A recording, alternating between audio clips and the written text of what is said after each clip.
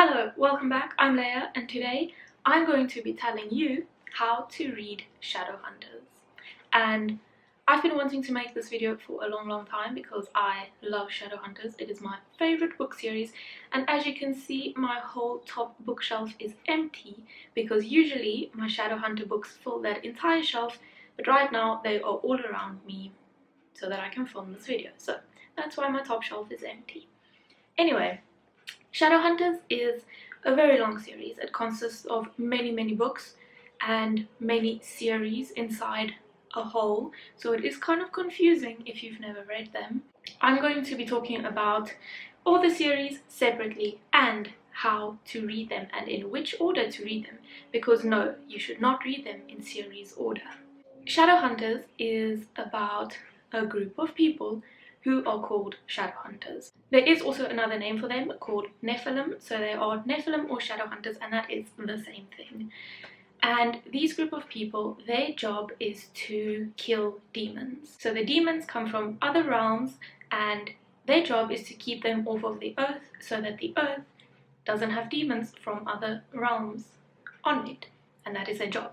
And they train for this, and they have things called runes, or marks also as they're called, which they kind of like draw on their skin to give them a bit more strength or to see in the night, and it's basically just to help them do everything they need to do. And only Shadowhunters can get runes, and if a mundane, which is what they call normal people, gets a rune, they will die. We also then have the Shadow World, and the Shadow World consists of fairies, vampires, werewolves, and warlocks. And all those things make up the Shadow World, and it's very interesting, and they kind of want a peace between the Shadowhunters and the Shadow World, or the Down World is also what it's called. And there is this document called the Accords, and they are kind of the laws that everyone has to follow to try and make peace between all of these people in the Shadow World. I am going to be showing you each series individually first and explaining to you the characters in them and the character names, even though it might not make sense, but just to get an overall view of each individual series before I talk about what order you should read them in. So what I'm going to say now has nothing to do with the reading order. Okay, so first up we have the original series, and this one is called The Mortal Instruments. So the Mortal Instruments series consists of 6 books in total. So the first 3 were kind of meant to be a trilogy, and then it carried on into another 3 books. So the Mortal Instruments series consists of 6 books. The first book is The City of Bones by Cassandra Clare. I really should mention that The Shadowhunters is written by Cassandra Clare. Then we've got City of Ashes, if you can see. We then have City of Glass, City of Fallen Angels, with Isabel on the cover. This is my favorite cover of this series. City of Lost Souls, and the last one is City of Heavenly Fire, which is also a gorgeous copy that I have. So the Mortal Instruments series, as I said, is the original series, and this series follows mainly Jace, Clary, Isabel, Simon, and Alec. Okay, the next series we got is a trilogy, and this trilogy is set before the Mortal Instruments series, and this is called the Infernal Devices trilogy, and it is set in 1878. So kind of in like the olden days, and they drive in carriages, like horse-drawn carriages, and still wear like the old kind of dresses, which is really cool to read about. So the first one in this trilogy is Clockwork Angel, then we have Clockwork Prince, and the third one in the trilogy is Clockwork Princess, which this is also a gorgeous cover. So this series follows Tessa, Jem, and Will, and their story. And another important thing to know about Shadowhunters before I carry on is that all the books are interlinked obviously, otherwise they wouldn't be in one world. So everyone is either a descendant of someone, or they have the same family names, or they know of someone, or something was passed down through generations, and everything is linked up, and you really have to pay attention to people's names and their surnames and their family names that get carried down, so that you kind of know where they come from and which family they're part of, because family is a big part of this series. So the next trilogy we have is the Dark Artificers trilogy. These include Lady Midnight, which is number 1, and my foil has come off there. It doesn't come like that. Lord of Shadows, which is this one. You can't... Ooh, that looks quite cool. Anyway, and the last one in the series, this trilogy, is Queen of Air and Darkness, which I love. In this series, we mainly follow Emma, Julian, who is also called Jules, and all Julian's little younger siblings, and there's a lot of them. There's Ty, Livy, Drusilla, and a little one whose name I've forgotten, which is really bad of me. But this series also very much includes the Fae, and that is my favorite part of this series, because we go into the world of the Fae, and it's very, very cool. It's very different to all the others. We also meet a fairy named Kieran, and he becomes very important in the story. Those are all the series that are all like trilogies and series that are completed. So now I'll mention some books that are going to be trilogies that are not completed yet. So the first one we have is The Red Scrolls of Magic. It's really difficult to see the covers in this light, isn't it? The Red Scrolls of Magic, this is the only one in the series out. The next one is coming out in September of 2020, and it is called The Lost Book of the White, and I'm very excited for it, and it's coming out in about 2 months, so that's exciting.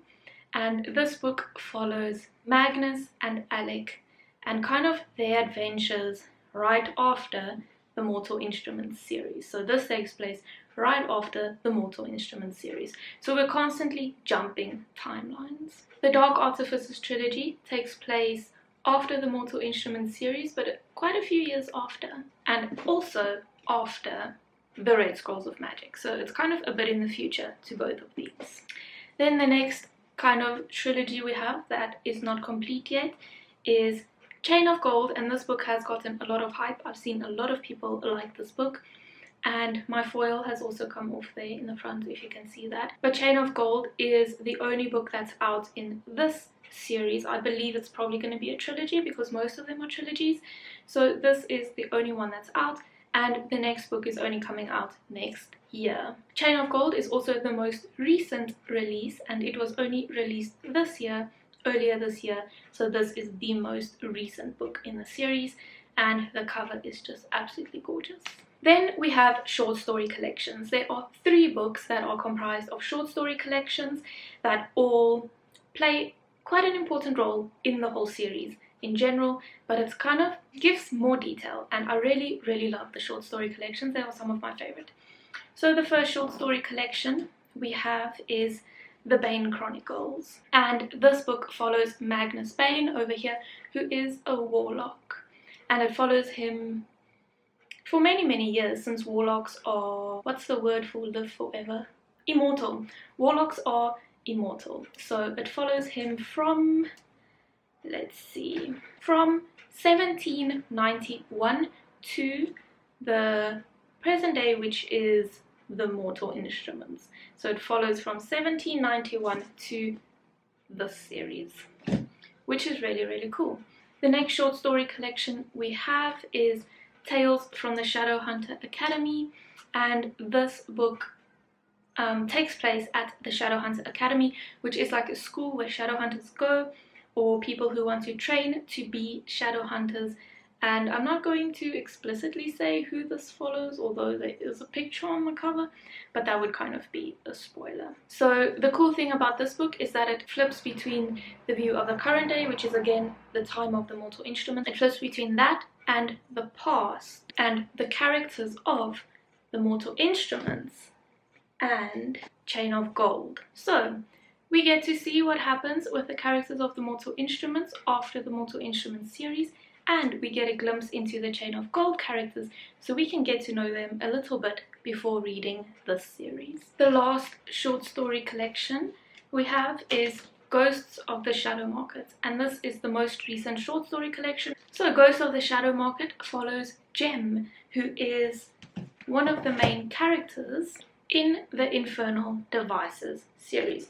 So if we look at Clockwork Prince over here, that is Gem on the cover, and this book also follows Gem, but in a time way after this series takes place. So it kind of follows him from this time to present day and everything he got up to. And I really love this book.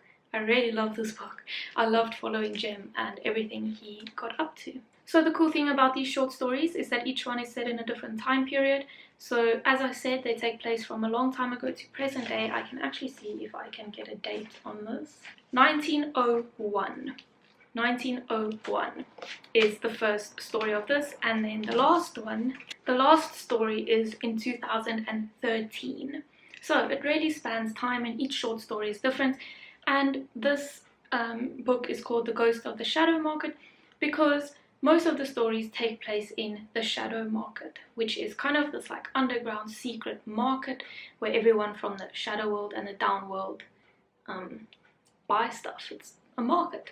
Then we have some extra books that are just kind of add-ons and don't really have to go to the story, and you really don't have to read these. So we have the Shadowhunter Codex, which is everything you need to know about Shadowhunters. It basically has all the rules, everything, and when someone becomes a Shadowhunter, they all get a Shadowhunter Codex because it has all their rules and their laws and all the weapons and all the kinds of demons, and everything they need to know basically is in here. But the funny thing about this book is that it was annotated by Jace and Clary, who are the two of the main characters in the Mortal Instruments series. And that is what makes this book really unique. So I'll just show you an example. If you can see there's kind of annotations, but that is very much part of the book. This page is also a very good example. So that is really cool. The next one is just kind of one I own because I am such a huge Shadowhunter fan, but you definitely don't need this. And that is an illustrated history of notable Shadowhunters and denizens of the Downworld. And that is a mouthful, but this book is gorgeous. And basically what it is it is drawings of all the characters, or most of the characters. I must say this was released before some of the recent series, so it does not have all the characters, but there are most of the recent characters, the older characters, and descriptions and definitions of them. And it basically has the date they were born, their species, so like Nephilim or vampire or fae or warlock or werewolf, and their favorite weapon, their family, so their family names, as I mentioned, the family is important, and then a short description of them and what they are like and what their personality is like. So here we even have Church, which is one of the cats. There are two main cats, Church and Chairman Meow. His name is Chairman Meow, and this is Magnus's cat, whereas Church was Gem's cat and now belongs to an institute. An institute, by the way, is a place where Shadowhunters live and train, and if they don't have a house, they can go to the institute and live there. But some families live in institutes permanently because each institute has a head who runs it, and then their family always stays. So before I go into the reading order, I just want to show you some special things about my books, which I really love. So many of these books have illustrations in them, which is one of my favorite parts of everything of this series. So I'll just show you some because they are so gorgeous. And basically, so before every single chapter there is an illustration. And this is Anna Lightwood, who is one of my favorites. She is just amazing. And we see Anna again in the Chain of Gold book, which is really, really cool. We see her all grown up, and just some illustrations. I can't show you all of them because that would take all day. The Bane Chronicles also has illustrations, and I'll just show you some, but these are more like comic strips from the short stories. So then each chapter has a little comic strip from something that happens in that specific short story, which is really, really cool. Tales from the Shadowhunter Academy has the same thing. It has these comic strips, and I just think it adds so much to the books and to the story and just to the aesthetic of everything. So that is Tales from the Shadowhunter Academy. Then we also have Queen of Air and Darkness, who has illustrations, and this is the third one in the trilogy, like I said, but this is the only one that has illustrations. The others do not. And these are my favorite illustrations by far from all of the books. They are just amazing. That one was my favorite. If you can see there, they are just so gorgeous. So gorgeous. So anyway, so that was Queen of Air and Darkness, who has my favorite illustrations of all the books.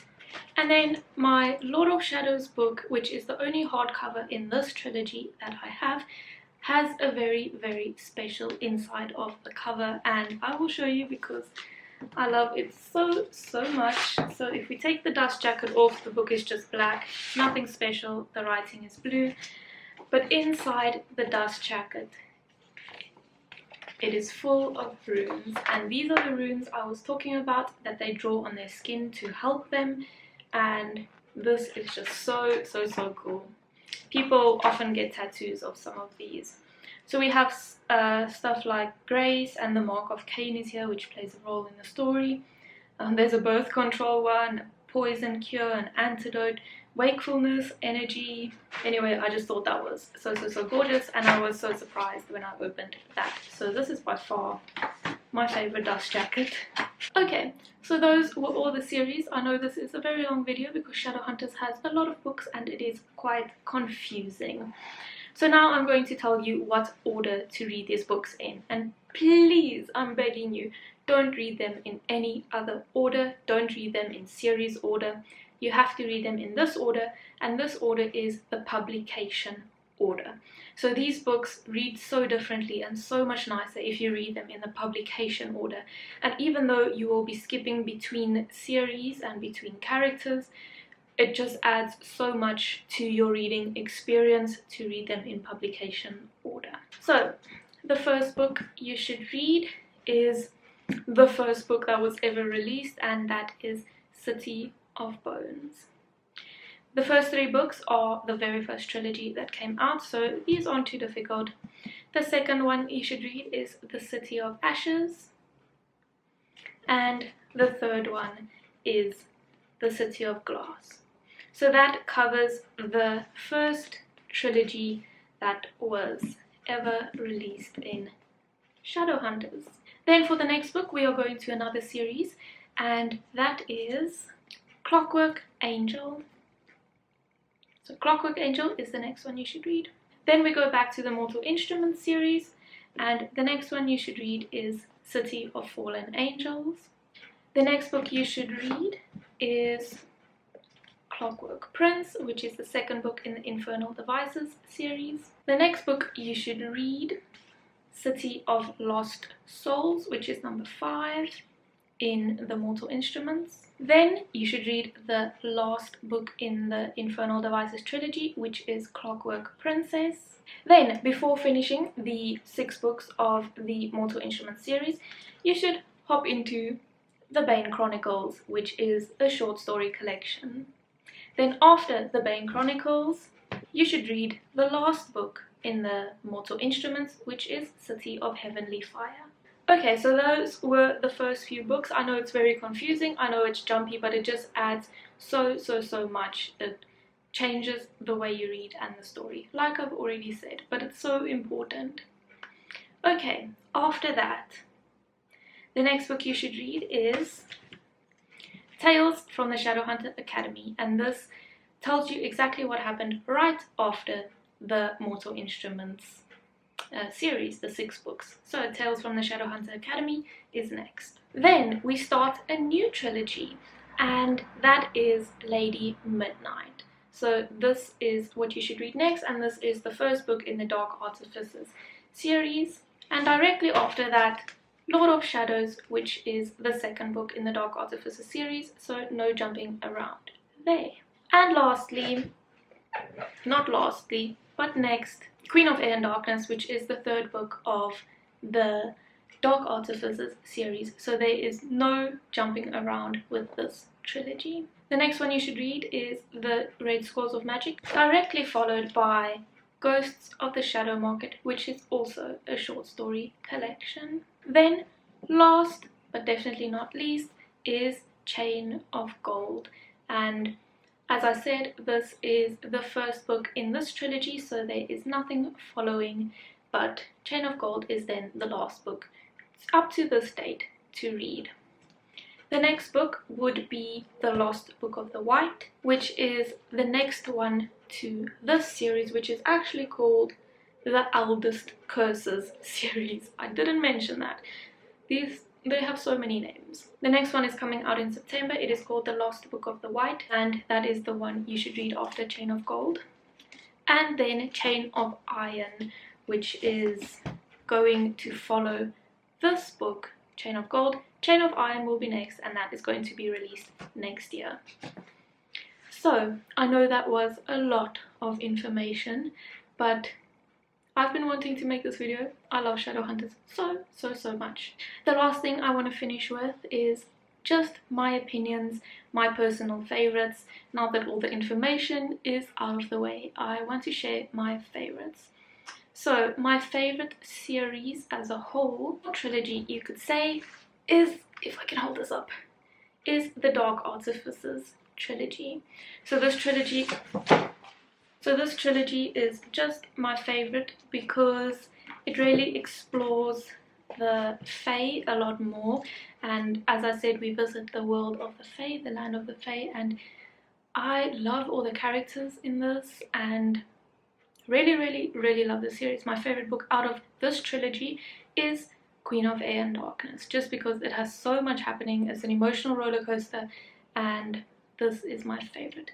And that on the cover is Annabelle, and she becomes a very important part of this series. My favorite short story collection is The Bane Chronicles, and most people like this one the least, but I like it the most because it follows Magnus, and I just love the stories, and I love how much we got to know Magnus through this, and it made Magnus mean so much more in all the rest of the stories.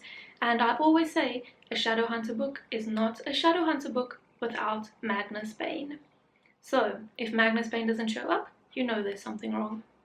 Anyway, this is my favorite. I also really love Ghost of the Shadow Market just because we're following Gem, but this is ultimately my favorite one. My favorite character in all of Shadowhunters is, once again, Magnus Bane. He is just my favorite, and like I said, you can't not have a Shadowhunter book without Magnus Bane. So that also gives you a clue. He's in every book. But anyway, he's my favorite, and therefore I also love The Red Scrolls of Magic because this exclusively follows Magnus and Alec, and also Helena and Aileen, which is really nice to see a bit more of them, because in the other books they are just kind of mentioned and they aren't part of the book, but in this book we see how they meet and we see a lot more of them, which is really cool. Those are all the Shadowhunter books and everything I have to say. I hope you enjoyed the video, and I will see you next time. Goodbye!